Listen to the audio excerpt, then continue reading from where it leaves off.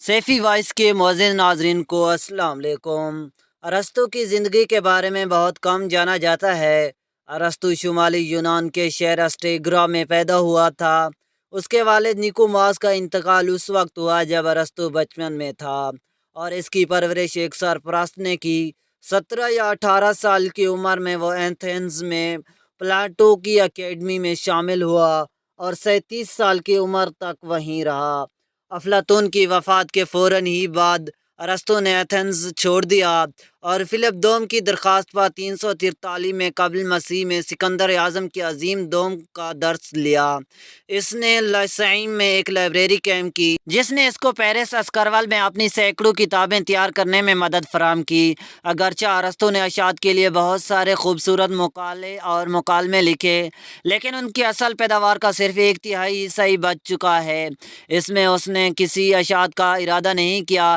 طبی سائنسدان کے بارے میں ارسطو کے خیالات نے قرون وسطی کے اسکالرشپ کو گہری شکل دی۔ ان کا اثر محروم نوادرات اور ابتدائی قرون وسطی سے ثانیہ تک پھیل گیا، اور جب تک کلاسیکی میکانکس جیسے روشن خیالی اور نظریات تک نظامی طور پر تبدیل نہیں ہوئے۔ ارسطو کے کچھ علمی مشاہدے ان کی حیاتیات میں پائے گئے، جسے آپٹکس کی تولیدی بازو پر 19ویں صدی تک انکار نہیں کیا گیا تھا۔ اس کی تخلیقات میں منقطع کا ابتدائی پہلا قاعدہ مطالعہ ہے، جس کا مطالعہ قرون وسطی کے علماء جیسے پیٹرا ابیلارڈ اور جان بیرڈران نے کیا۔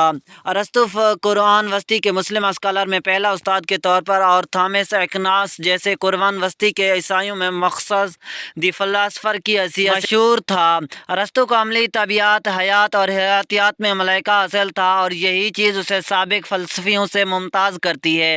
وہ پہلا عالم تھا جس نے عالمی اصطلاحات واضح کی، منقطع کو باقاعدہ علم کا درجہ دیا اور سیاست و معاشرات کے لیے باقاعدہ اصول تربیت دیے۔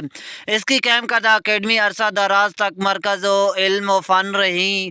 خدا ایک نادیدہ مقناطیسی قوت ہے جو ہر شے کو اپنی جانب کھینچتی ہے۔ حرکت دراصل ایسی کشش کا نتیجہ ہے جو زندگی کا موجب ہے۔ خدا بے بس نیاز ہے، وہ اپنے نمود و نمائش سے مبرہ ہے۔ انسان کا شرف و اختصاص اس کی قوت عقل اور فکر میں مظہر ہے۔ کامل انسان اشرف المخلوقات بن جاتا ہے، اور منتشر و شریر ہو تو ازر المخلوق ہے۔ ارسطو کا خلقس میں 7 مارچ 322 قبل مسیح میں انتقال ہوا۔